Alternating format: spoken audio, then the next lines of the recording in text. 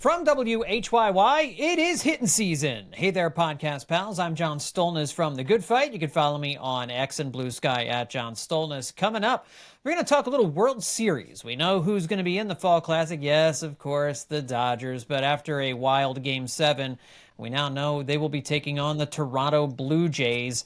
The number one seed in the American League makes it all the way to the World Series after an absolutely soul-crushing loss by the Mariners and a franchise-altering victory by the Blue Jays. I mean, I don't know. There's not a whole lot of Blue Jays and Mariners fans listening, but if you're a baseball fan, it was quite a game and should be a pretty good World Series. We're going to talk about that. We'll preview it a little bit. We'll do a little stay or go with some of the main names on the Phillies. We'll just give our take on what we think the Phillies are going to do here with some of these guys coming up, and maybe we'll get into a little bit of a conversation about trading for Tarik Skubal maybe here this offseason.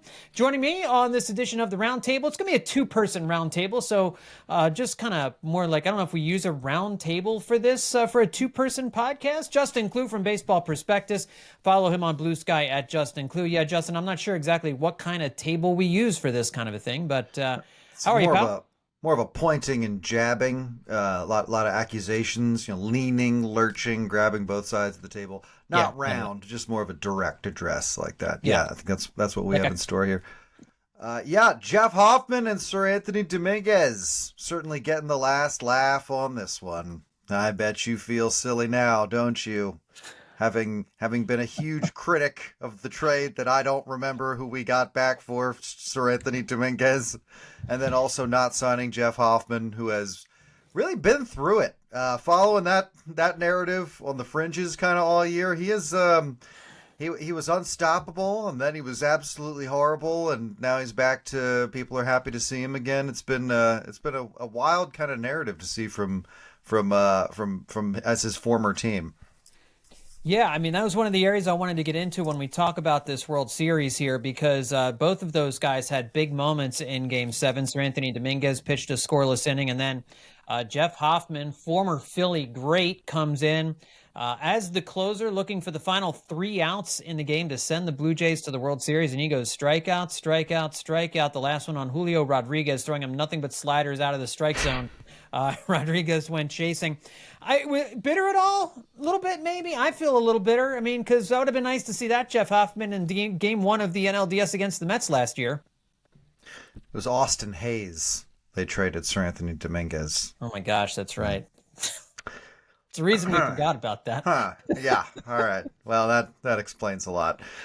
Sorry about that. No, not bitter. Relievers, I think, they're such natural drifters around baseball. They're changing teams a lot more often than any of the other players. So I think it's just easier to absorb. He's been absorbed into the Blue Jays just by the passing of a single regular season. I don't really think of him as like that guy, and he could have been, and then we would be.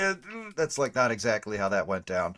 The Phillies had, their chance to bring him back, and we could probably argue about what was the right move there exactly, but it certainly wasn't the guy they went with initially in Jordan Romano. It wasn't choosing Jordan Romano over him. Yeah. No, that's for sure. So that one feels silly, but now they have Duran, and I think, for the most part, we're happy with him, despite his timing on deciding to walk his first run in ever recently. But regardless, I can't say I feel a lot of bitterness about Jeff Hoffman pitching in the postseason. I mean, my bitterness isn't so much that we don't have him anymore or that we should have kept him, because, I mean, I do think we should have probably tried to keep him a little bit more than it seems like we did. But I see. You're asking what a general current of overall bitterness flowing through my veins. And the answer is yes, of course.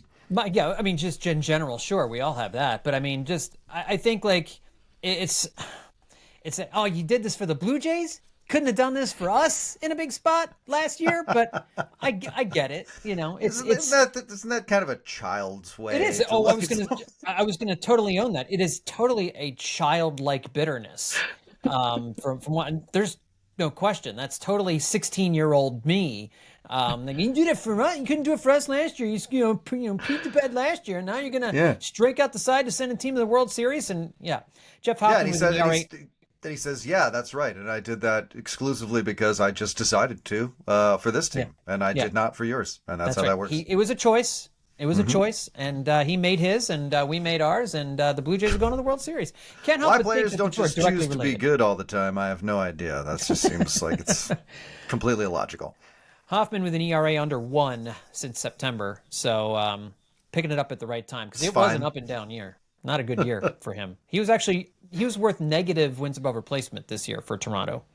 Just throwing that out there. It's funny, like I think about this Game 7 that they played, and obviously the George Springer home run is the moment everybody's going to remember. Very bedlam at the bankish. Certainly much higher stakes. I mean, not higher stakes necessarily, but Game 7, you're trailing by 2 runs. I mean, the season on the brink right there. If you're the Blue Jays, and Springer manages after getting hit in the knee a couple of days before. People are calling it like a Kirk Gibson like moment. It wasn't quite to that degree. I mean, he could actually walk. Whereas Kirk Gibson really couldn't walk all that much. But it was just, we saw a lot of huge stars getting huge hits and huge moments. I mean, Vlad Guerrero in Game 6, George Springer in 7. Even in a losing effort, Julio Rodriguez and Cal Raleigh went deep for Seattle to give them that 3-1 lead. And so I was struck by how often in this series the best players on these teams, the star players on these teams, came through with the really big hits. And just remarking and noting that really that's only happened in 2 of the Phillies' last 6 playoff games, right? No, 2 of their last 8. Like the 2 games they won, you saw the big guys get hits, and the rest of the time, just the well was dry whenever those big guys came up in big moments. And so it was just kind of it was an eye-opening moment. Like your star players actually can have star moments.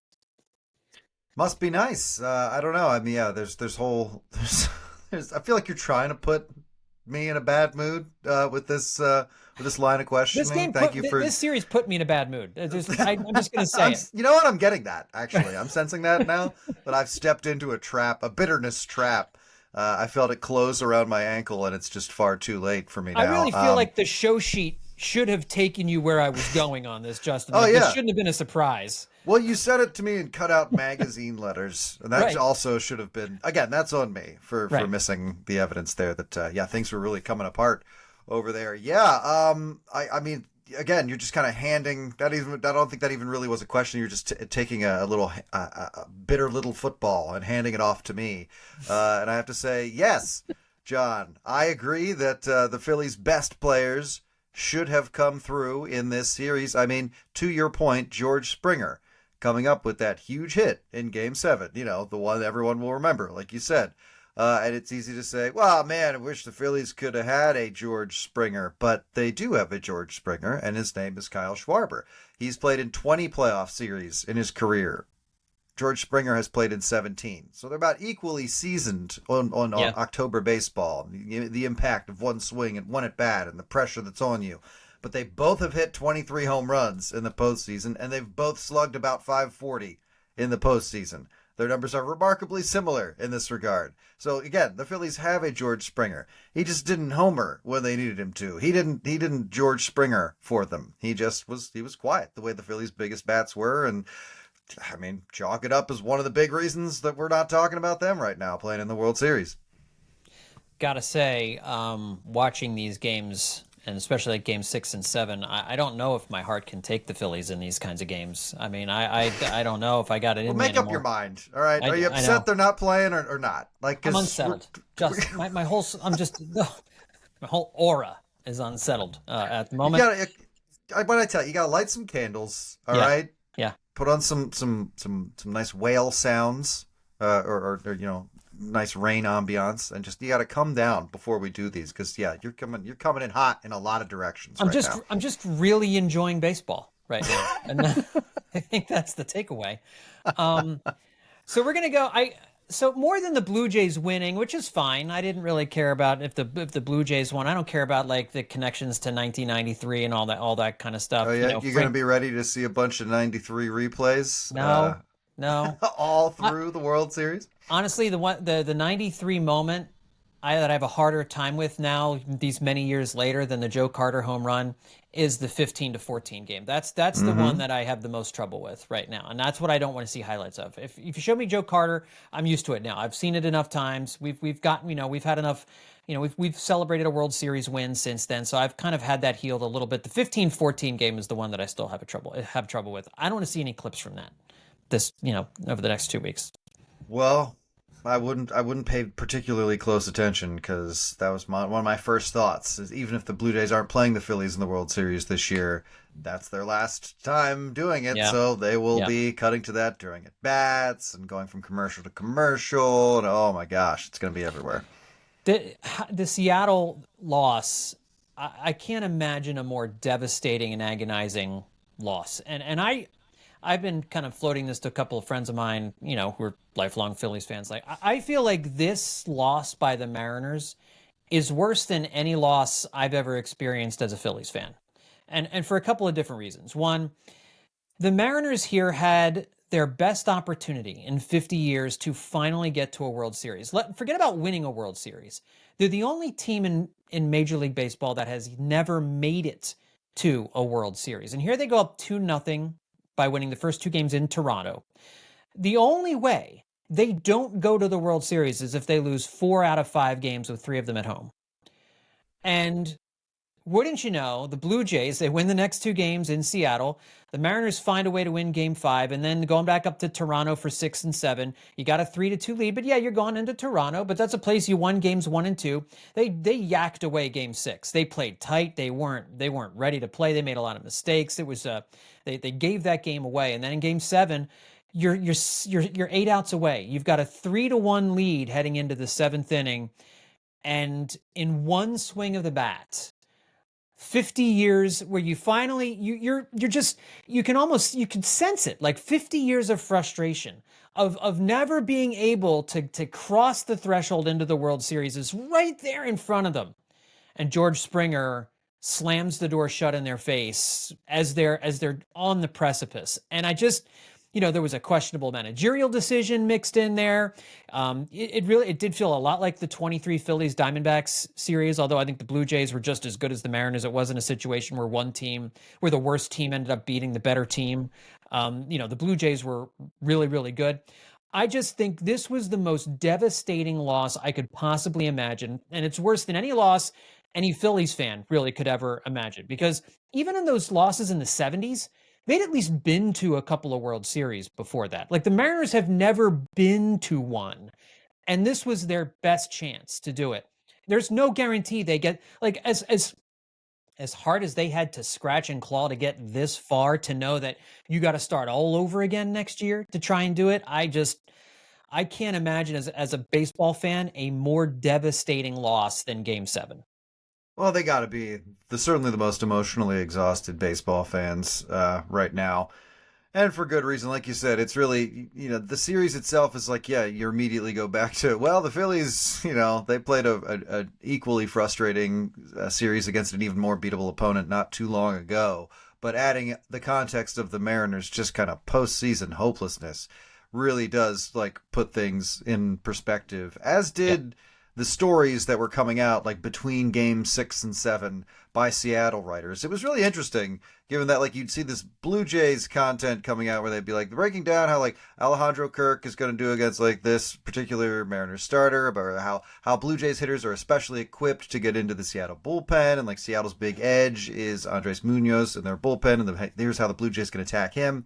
And then you look over at, like, what's coming out of Mariners fans and writers, and you get headlines like, "The Knife of Hope," or "Do not be careful with your heart," or "Please win, or my grandfather's ghost cannot rest." Like, it was just the most, like, coming from such a mossy, spiritual, deep place for Mariners fans. And you just feel like it's the cliche, like, it's our year. Like, it just feels like that things were different for Seattle, and they just, they ended the same way they always have. That's utterly devastating, especially just, given the likability of this team and the high profile nature of their success this year. They weren't just supposed to be a speed bump for somebody in the first round. It was like, nope, this is the team. We've been waiting for the team, and this is them. And once again, it wasn't. I mean, I think they do have most of the team coming back. Eugenio Suarez is going to be a free agent, but the rest of the team, but Cal Raleigh's not going to hit 60 again, So you're going to have, I mean, he'll still be a great power hitting catcher, but he's not going to hit 60 again. But the pitching staff should still, I mean, most of that team should still be a contender next year. But, who knows how the Astros reload? Who knows how the Rangers reload? Who knows what else happens in the American League? The competition might be tougher. It was really a National League heavy league this year. And the American League was kind of a lot of parity. What are the Yankees going to do?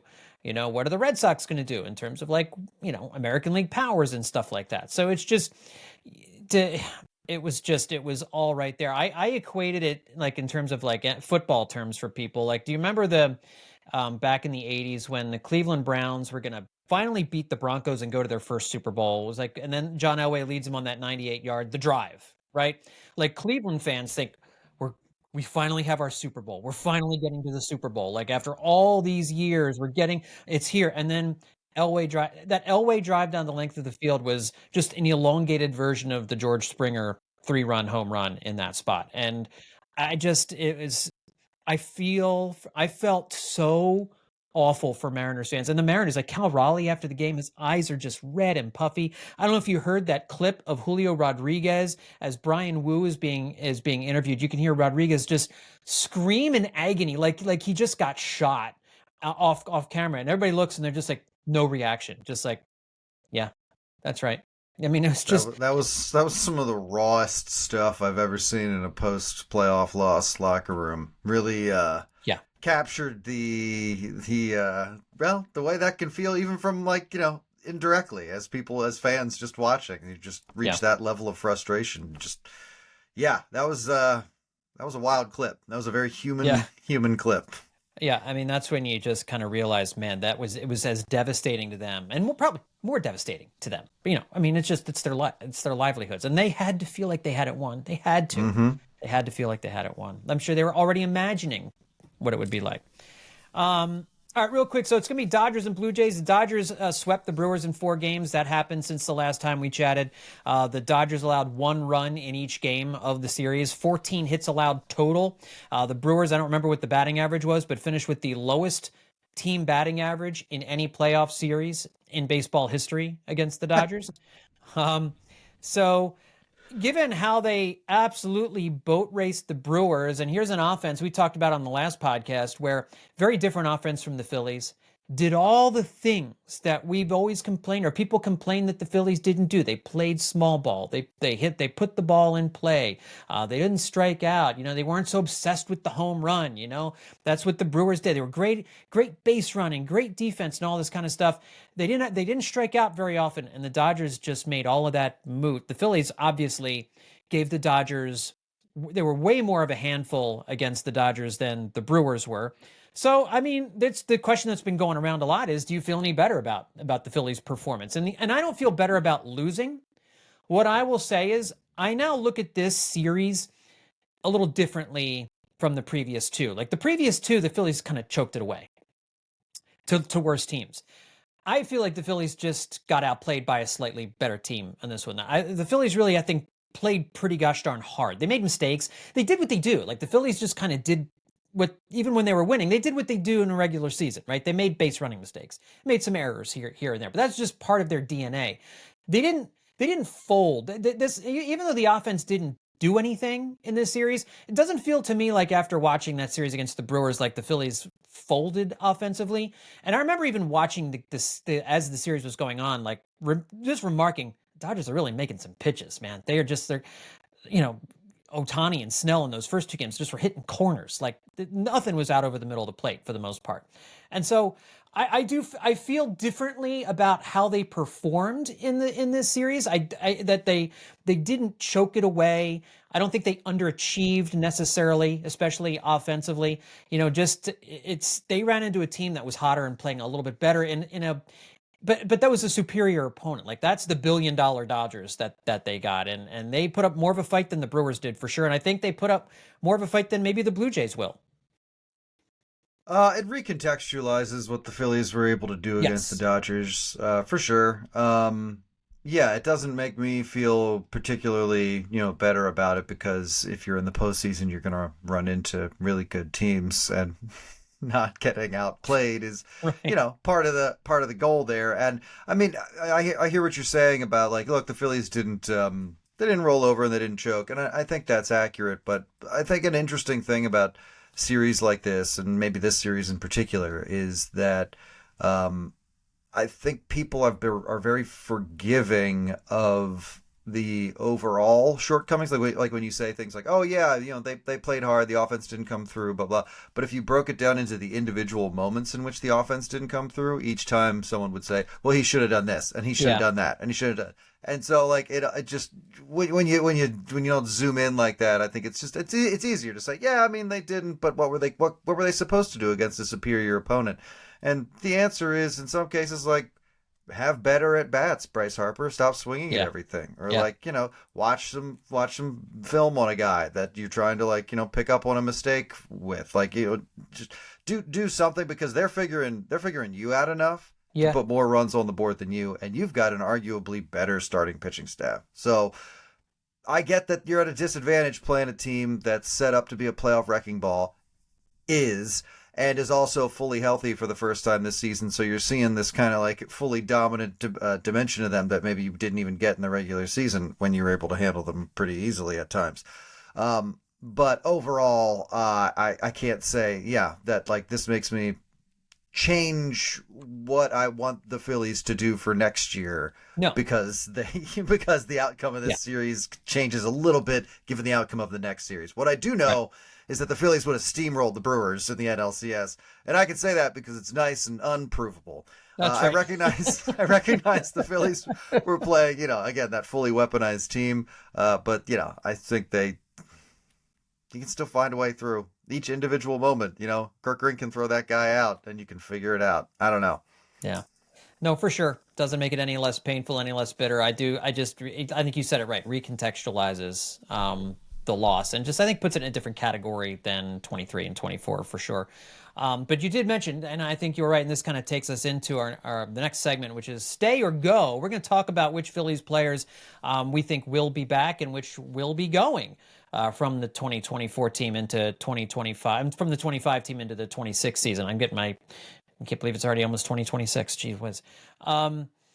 Because you're right. I mean, does this necessarily change the fact that we feel like there should be a change up in the mix of the players, and that the lineup couldn't be more optimized? Of course not. I 100% agree that whatever we felt at the end of the Dodgers series initially is still in play, and it's still the way we should be feeling. So I have a list of, let's see, 1, 2, 3, 4, 5, 6, 7, 8. I got 9 players here. 9 main players that some are under contract, some are free agents, some are under team control. They're all big names, and we're going to go through them one by one here and just talk about whether we think they will stay or whether they will go. We could talk about whether we think they should stay or go. I think we're going to probably agree on most of them. I think the more difficult things to try and suss out is what the Phillies are going to want to do with these different guys. The first one I'll start off with is Bryce Harper, and we talked about him a lot on the last podcast, especially after Dave Dombrowski made the comments that he did about Bryce Harper's season. I want to play a comment from Joel Sherman, New York Post writer, comments he made on the podcast Pinstripe Post, talking about Bryce Harper and the possibility of Dave Dombrowski perhaps investigating a trade possibility for Bryce Harper. Clearly, Dombrowski's comments, Dombrowski's been around way too long to have said that without having some meaning behind That's it. what I thought too. I continue to wonder if the meaning is the player is unhappy with his contract, and this was a kind of side glance back at, I could take some shots here too, if you'd like me to do that. Why don't we both settle down? I mean, I don't know. Like, I that's pure speculation. But would I be 100% shocked if Bryce Harper got traded this offseason? No. So, Joel Sherman, not 100% shocked, would not be 100% shocked, Justin, if Bryce Harper got traded this Well, offseason. he said no, but then it also sounded like there was a question mark at the end of it. no. So Yeah. Here's the thing. Bryce Harper has a full no trade clause. So the only way a Bryce Harper trade happens is if Bryce wants out. Now, maybe that's on the table. Maybe that is. I don't think so. Bryce Harper has seemingly invested his entire being into being in Philadelphia at this point. I can't imagine him wanting to pick up stakes and try something new. But we talked about it on the last podcast that something was off this year. Something was just off with his performance and his demeanor on the field. It wasn't a malcontent. It didn't seem like there was any trouble with Bryce Harper. Certainly nothing came out publicly about it. And he didn't have a bad season. He had a decent season, a very good season for most players, but not to his level. I agree with Joel Sherman in this, in that it was the Dave Dombrowski comments, what he said about Bryce Harper caught us all by surprise, that he was as direct. He didn't insult the guy, but he was also openly challenging him this offseason. And we talked about on last podcast, I think Liz mentioned something that, Bryce has been wanting a contract extension. Maybe he's not happy with the current contract that he has. And, this is Dave Dombrowski's way of saying, you haven't earned a renegotiation. Maybe it's as simple as that. I don't know. But I guess the point is, like, if you're looking at what Dave Dombrowski said, Justin, it's unusual for him to talk about a star player this way. They've never spoken like this about Bryce Harper before. And so that's what's interesting about it. Yeah. So, like you said, the Phillies can't trade Bryce Harper. Bryce Harper can only trade Bryce Harper. Right. But the other side of that is also, we were afraid Dombrowski was going to get here and rip out all the prospects and trade for, a bunch of veteran hitters or whatever. And it really, hasn't been like that. And especially lately, he's made more like strategic and frugal moves. And Great so suddenly trading Bryce Harper would also just be kind of out of character for him right now. Mm-hmm. So do I think there's like an ongoing, understated Real Housewives-esque feud going on between Dave Dombrowski and Bryce Harper and his representation? I mean, maybe, but I'm more on your side, where that wasn't like hey, I can take shots too. Something that a characterization of those comments that I'm finding comical, thinking that like Dombrowski's getting as catty as that, and also that when the claws come out, he just makes a very like soft, monotone commentary that sounds more like a challenge to get better than a threat of any kind. Like that's him like, oh yeah, I'm hating on Bryce Harper. This is a feud. I don't know. I just this would seem out of character for everyone involved. Yeah. But I guess it's something we're going to be talking about all winter. So before we make a definitive stay or go, I'll also read you Scott Boras. What he said. He responded to Dave Dombrowski's comments. Good. He did this it. This can only be constructive. I can't wait. Give a listen. I think it actually, he said, I agree that Harper missed time due to injury and that his volume was down. But other than that, Bryce Harper is performing at an elite level on a number of characteristics that we keep track of. When you look into expected baseball stats, Harper is pretty much on par with his career averages. He's surrounded by Kyle Tucker, Fernando Tatis Jr., Bobby Witt Jr., and Rafael Devers. His barrel rate, hard hit rate, exit velocity are all in the top of MLB. His barrel rate is the same as Vladdy Guerrero Jr. and Witt Jr. His exit velocity is the same as Cal Raleigh's and Julio Rodriguez's. He also said, I don't think Dave Dombrowski or John Middleton or anybody is contemplating Bryce Harper not being a Philadelphia Philly for the rest of his career. So you can look at those. Yeah, go ahead. Something to add here also, that if the anger here was coming from dissatisfaction with his contract, doesn't that only mean that he wants to be here longer and the Phillies just haven't worked that out yet? So like, how does that get translated into, well, fine, I can't stay here forever, then trade me? That just doesn't, those are two like different sides of the spectrum here. Right. Or if this is a matter of, because he did take a kind of a team friendly average annual value deal to play here. And if he feels like I want to be paid a little bit more per year, maybe, he's not going to get that from another team as part of a trade coming off the season he just had. I mean, not that it was, again, he didn't have a bad season. It was just kind of an in the background pretty good season.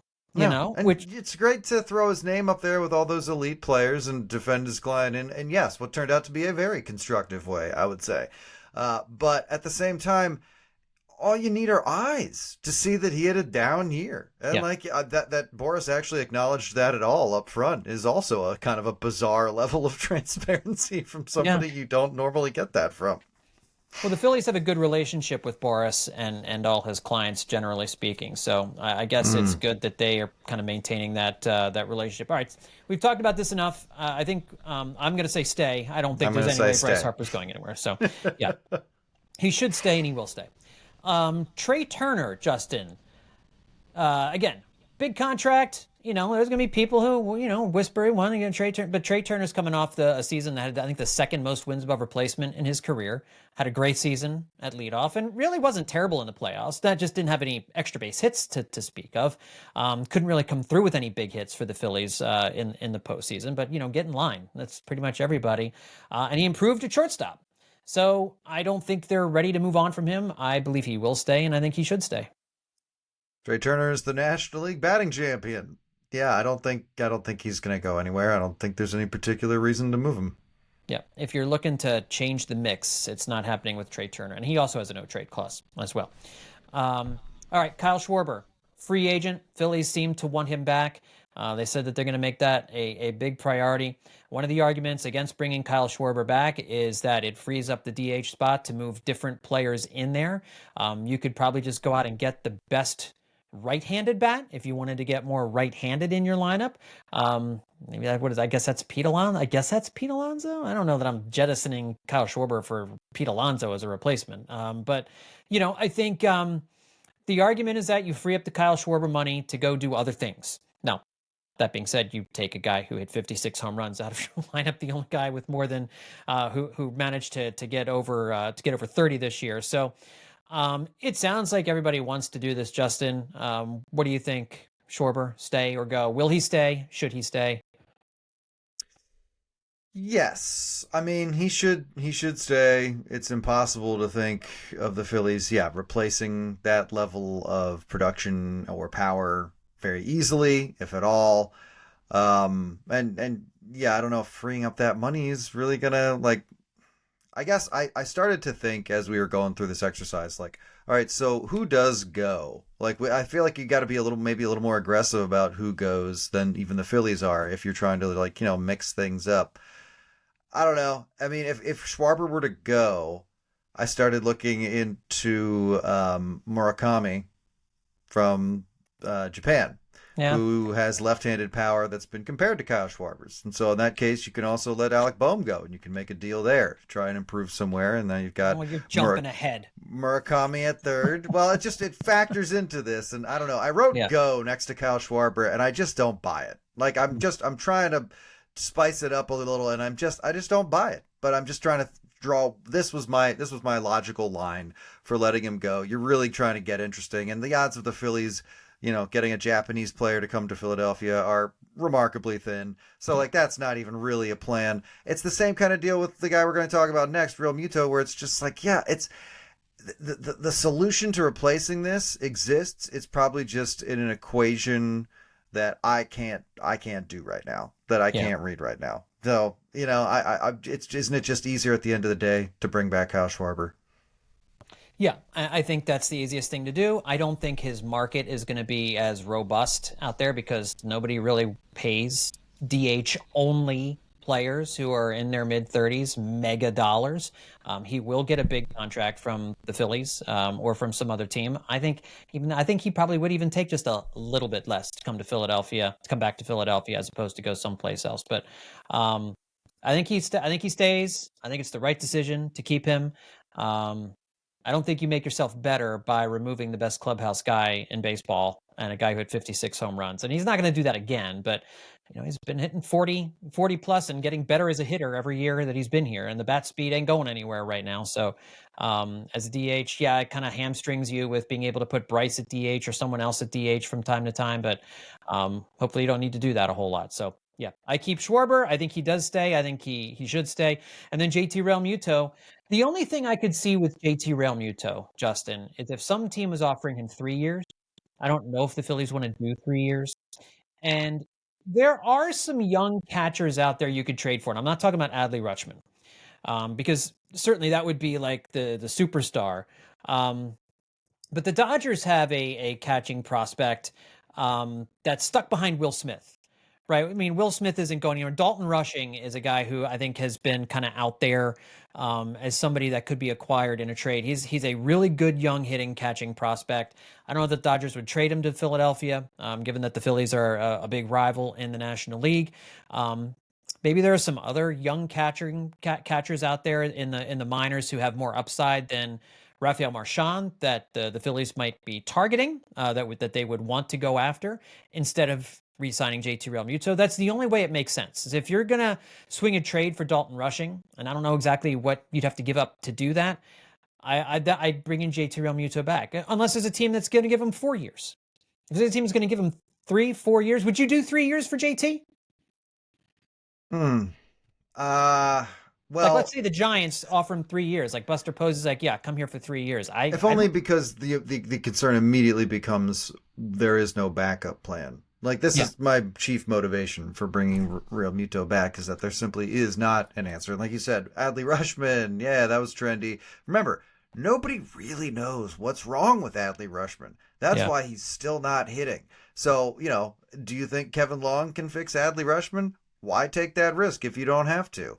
But like you said, I also wanted to tease, the alternatives to Realmuto. And I mean, Cal Raleigh signed in Seattle through 2030. Well, I think he's got an option in 31, and they've got a top catching prospect named Harry Ford, who's got some raw stuff. He's got some things to improve. I think defensively, he's on not as high, maybe not as high a floor as Realmuto has, but regardless, he's considered one of the best young catchers in the minor leagues. And again, what do things cost? I don't know. And if you don't feel like calculating that, just re-sign JT Realmuto, and we'll move on for 3 years. I mean, if that ends up being what it takes, like, what do you want to do that, or do you want to trade for a young catcher? And the thing is, if you sign JT Realmuto for 3 years, maybe he's your starter for 1 or 2, and he's your backup for the third year. As you're bringing somebody younger along. The only way I let him go is if I can trade for one of those guys, and I don't know that those guys cost a lot. Those guys, catching prospects, cost a lot. Yeah, and if you don't go that route, then what are you doing? You're bringing in like Victor Caratini or something, and you're just worse. You're just way worse at catcher, and you don't have a plan for the future. Right. Totally agree. So I think he stays too. So I mean, your top 4: Harper, Turner, Schwarber, Realmuto. I know. They're all this staying. This is what I was talking about. Like, everybody went into this offseason talking about, we got change. We want change, and the Phillies were like, not really happening because of the managers coming back and the coaches are coming back, and now we're going to the players. And suddenly, going down the list, it feels, and I know we may have a couple different answers here, moving forward with this list, but it feels like it's people reluctant or finding that it's much more difficult to make that kind of change. And I guess I'm just saying, at what point do you trade Jim Thome and just kind of say, change is happening because we decide the future will be this? And then, in that case, it works out with Ryan Howard. But people were mad that Jim Thome was gone at that point. People were mad that Cliff Lee got traded. I don't know. Like, sometimes you do something to change things that is, part of that is just going to tick people off. So I don't know. When do you make that decision that change is so necessary that it's worth doing something more polarizing? Well, you let Jason Worth go and think that Dominic Brown's going to come in and be the guy, and then you have to trade for Hunter Pence, and then that doesn't really work out. And meanwhile, Jason Worth goes on to have a pretty solid 4 or 5 years with the Nationals after that. Sometimes it works, sometimes it doesn't. You have to have something in place, ready to go, like Ryan Howard with something in place, right? I mean, Rookie of the Year, if you trade Jim Thome for your Rookie of the Year, makes all the sense in the world. They don't really have that if they decide not to re-sign JT Realmuto at catcher, and really some of these other guys too. All right, now we start getting to some more interesting names. Harrison Bader, I think, is a really interesting name. He's obviously going to opt out of his mutual option. If you're looking to try and get more right-handed in this lineup, Harrison Bader did a phenomenal job while he was here.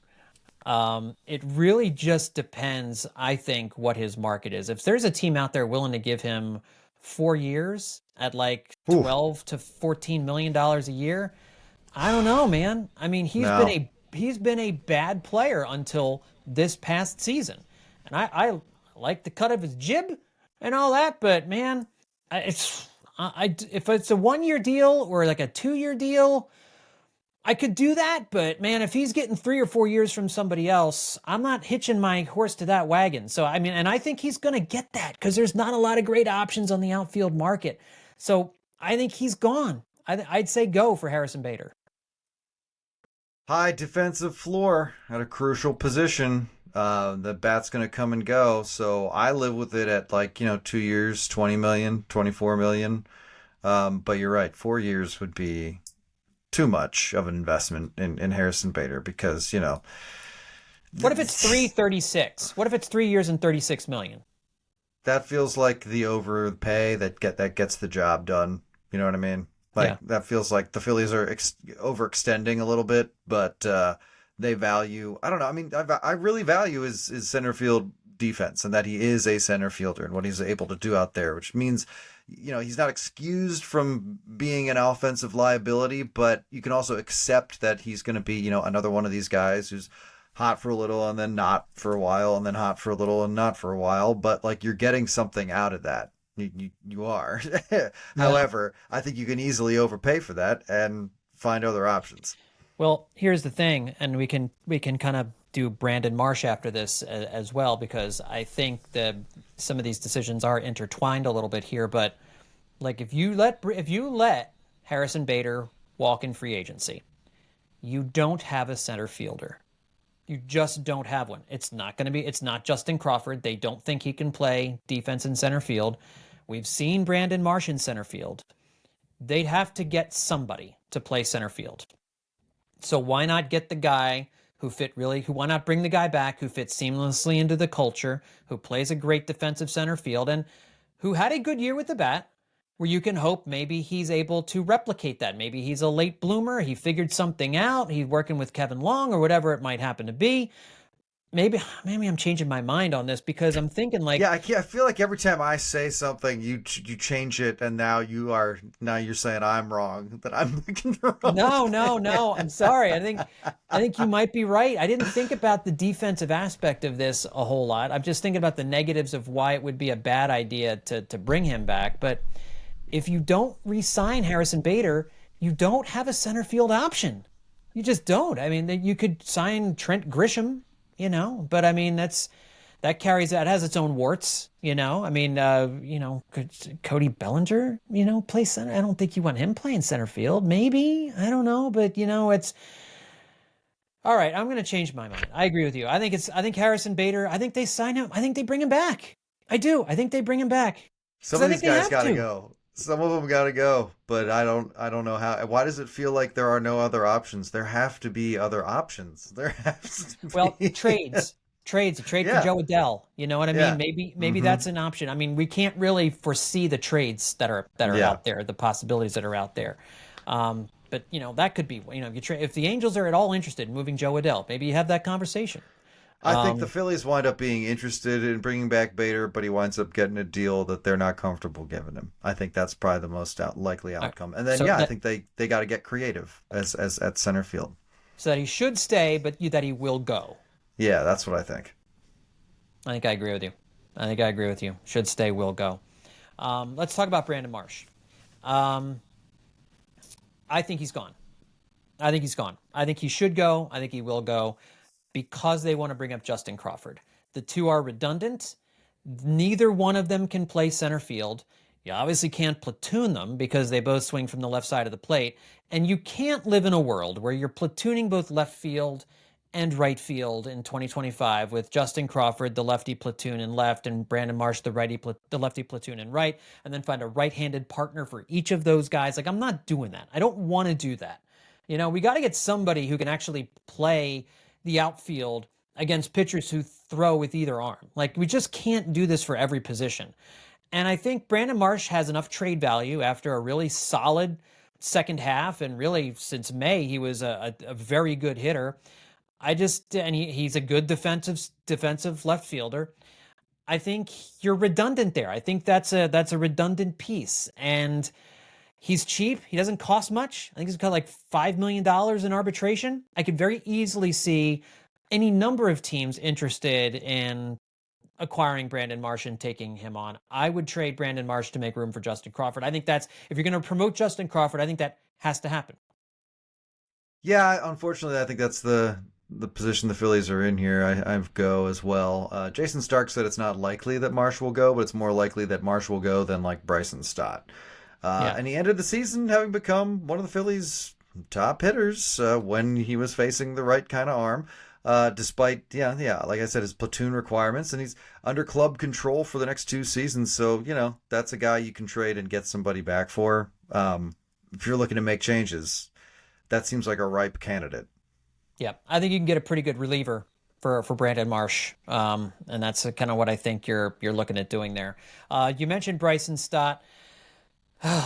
Bryson Stott is such a frustrating player for me. I love the potential that he brings. He's a great defensive second baseman. I'd like to keep him around. I don't see a path to a trade at this point for Bryson Stott, unless they think Aiden Miller is ready right now to kind of step in and play second base or something like that.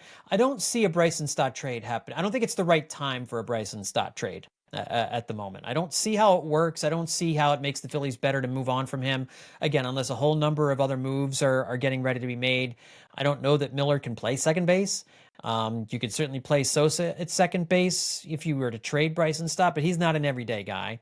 So you're probably looking at a platoon of Bryson Stott and Edmundo Sosa at second base again next year, which, again, at the bottom of a lineup, I think is okay. I would not be against moving Bryson Stott for the right deal. If you've got some kind of, there's another option there that I'm just not thinking of. If you're going to, I think the idea is eventually Turner moves off a shortstop at some point. It's not going to be for 26. I think he stays. I think he will stay.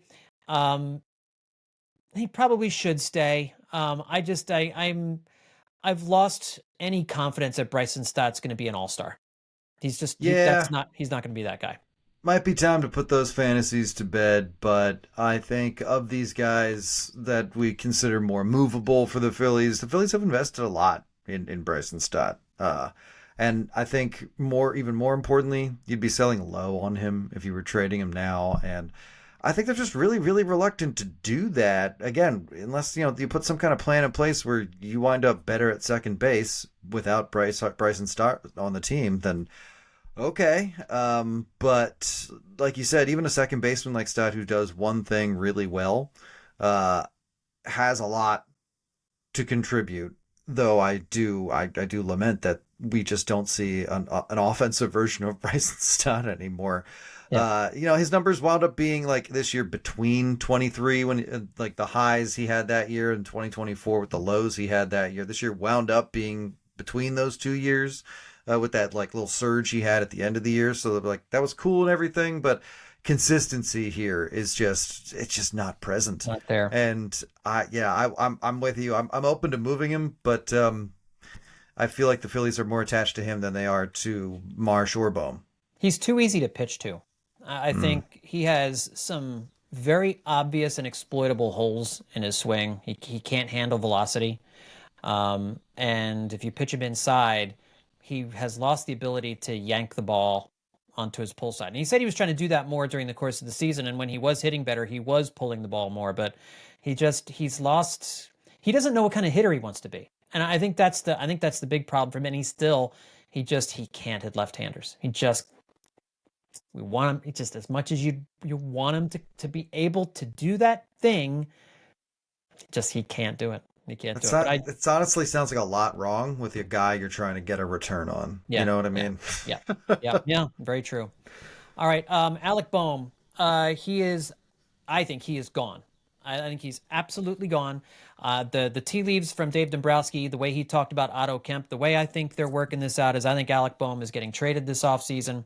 I don't even know that they really, at this point, care about accentuating his trade value like they did last offseason.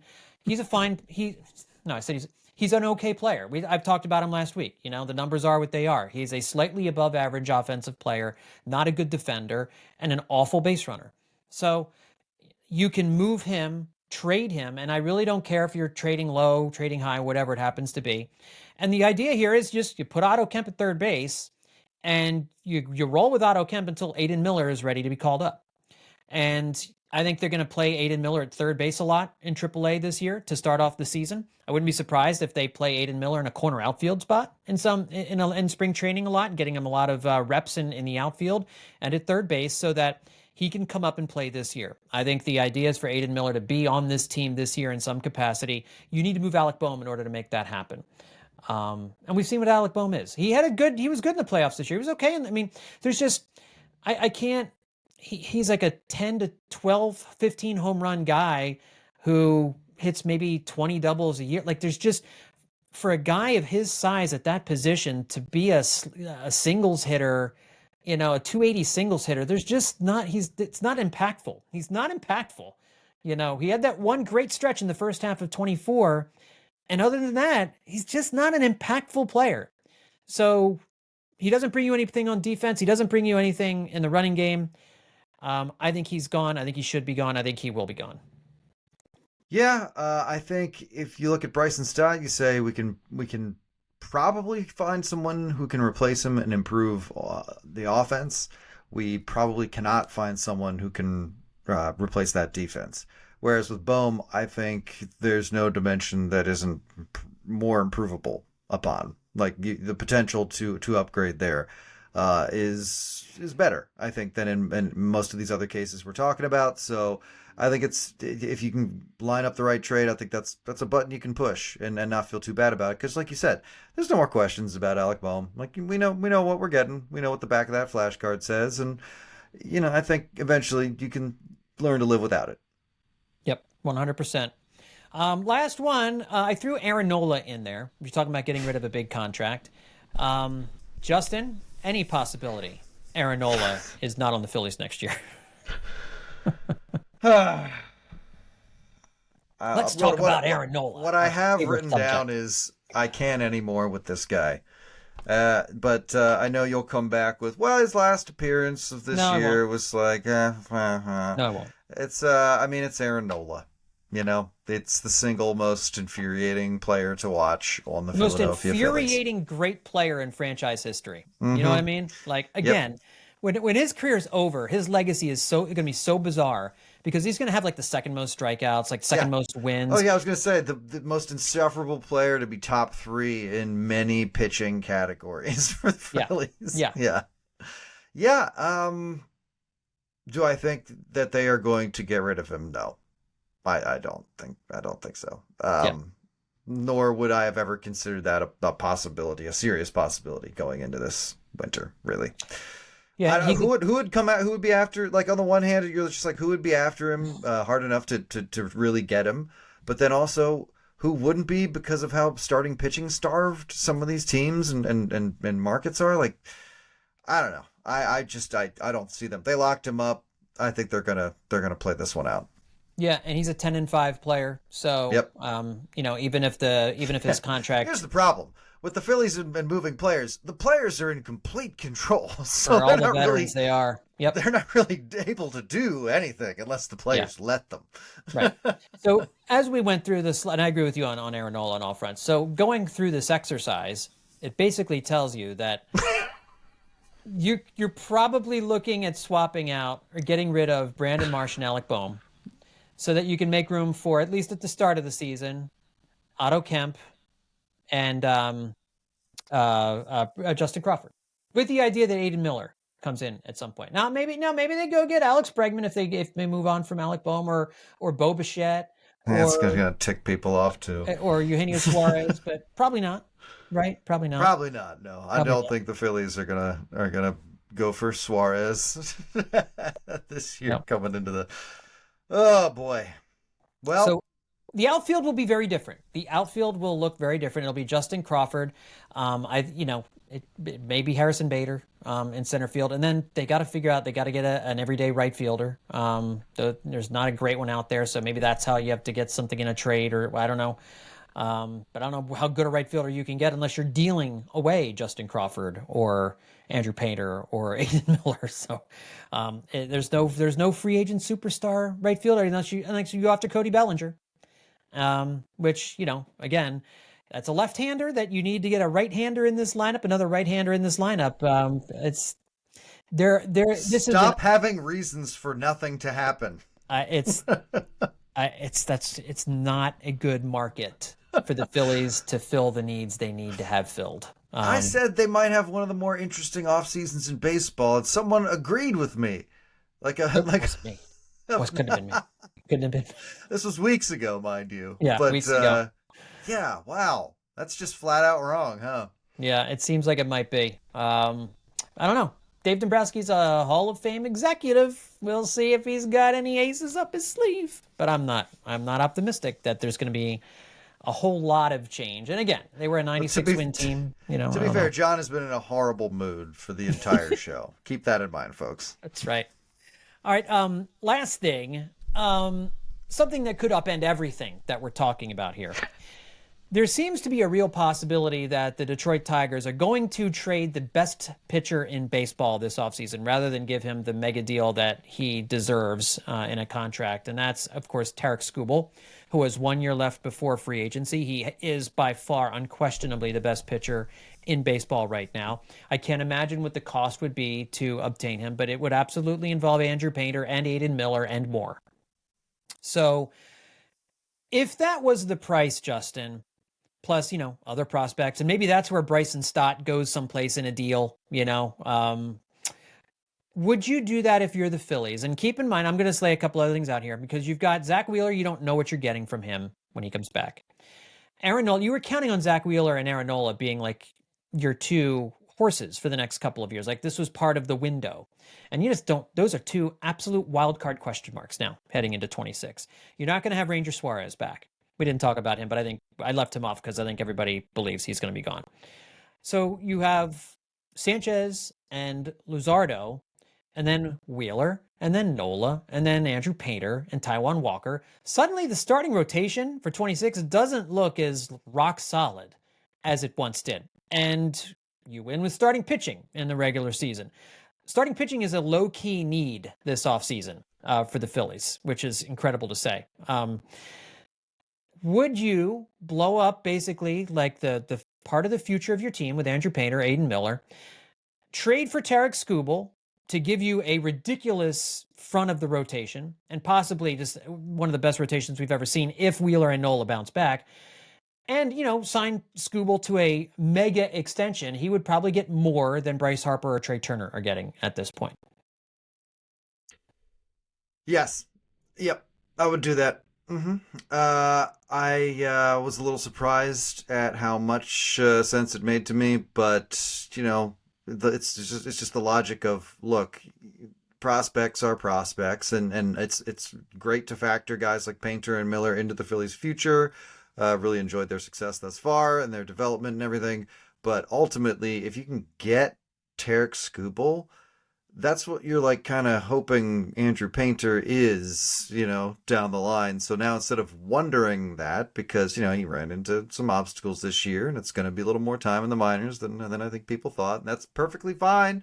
And he could totally come out the other side of this and be every bit the pitcher that he was projected to be. It's totally on the table. Yep. But if you could just skip ahead to him already being the best pitcher in baseball for the cost of, giving him up and, Miller. But again, for Skubal, I'm willing to do that.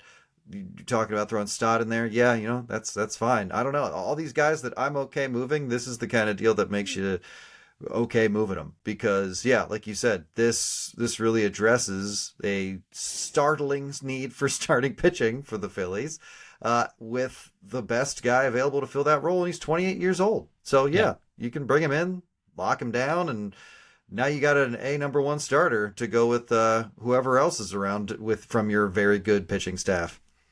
I do it too. I really want this team to start building from the inside and to start being able to churn out good players from the farm system, like star players from the farm system. It's been a long time. Bryce and Stott and Alec Bohm, were fine players, but not they didn't become stars, and they were former number one picks, first round picks. They haven't really churned out a star offensive player since Jimmy Rollins, Chase Utley, and Ryan Howard. Those are the last ones. And so you really would love to see them be able to do that. You'd love to see Justin Crawford and Aiden Miller become those guys. Andrew Painter become a young homegrown ace that they haven't been able to develop since Cole Hamels. But yeah, it's Tarik Skubal, man. I'm I'm getting Tarik Skubal in a postseason window here with this Bryce Harper era that has a few years left. So yeah, I'm doing that. I'm holding my nose, and then I'm just like praying that the farm system can replace those guys. That's why you continue to draft every year, and that's why you develop guys, and that's why you're going to have this coordinator position to be a liaison between the AAA and the major league team. But yeah, Tarik Skubal, you get him. It's prime Roy Halladay. It's the best pitcher probably of his generation. You're looking maybe a Clayton Kershaw type resume when all is said and done from Tarik Skubal. So yeah, I agree. What if you had to give up Justin Crawford and keep Brandon Marsh? Yeah, I would do that. Yeah, I'd still. I think I would too. Yeah, I'd still do that. But like you're giving up Painter, Miller, and Justin Crawford, all three of them. I don't think you'd have to worry about that. Or are you just asking, would I? Would I do all three of them for Skubal? Probably. And no one else? Probably, yeah. Yeah, probably do that. Again, because I don't know that Justin Crawford is going to be he doesn't hit well enough to be a star left fielder. Right. He's not he doesn't hit home runs, unless that part of his game is going to develop. He's going to be at his best. He's going to be a 300 hitter with a 340 on base and maybe a 400 slugging. Like a 780 to 800 OPS guy in left field. Okay, I'll take that, but that's something that you can find elsewhere. So yeah. I would do it for those three guys. Yeah. All right, that's good enough for this week. Any other final thoughts from you, Justin, as we wrap up the podcast? I look forward to changing my opinions about what the Phillies are going to do with each individual player throughout the rest of the winter. Me too. Depending on the wins and how things happen in the world, things that have nothing to do with the Phillies. Sometimes, sure, that'll absolutely affect my opinion on these different kinds of things. Oh yeah. So we got the World Series coming up this week. Hope everybody enjoys the Fall Classic between the Blue Jays and the Dodgers. I imagine we are all rooting for the Blue Jays in this particular case, although I can't say it's a strong rooting interest in Toronto for me anyway. Yep, that's what we've got. Those are the cards that have been dealt us here as Phillies fans. Folks, this podcast, The Roundtable, will be up on the WHYY YouTube channel, so make sure you subscribe to the WHYY YouTube feed so that you can watch the show. And tell your friend, again, we're going to be with you all during the course of the offseason. We'll be doing our roundtable episodes and any extra podcasts as news warrants during the course of the week. So still a great time to follow along with the hot stove and whatever else the Phillies are going to do or not do this offseason to improve the team in 2026. Thanks, everybody, for tuning in. We'll talk to you next time right here on Hittin' Season.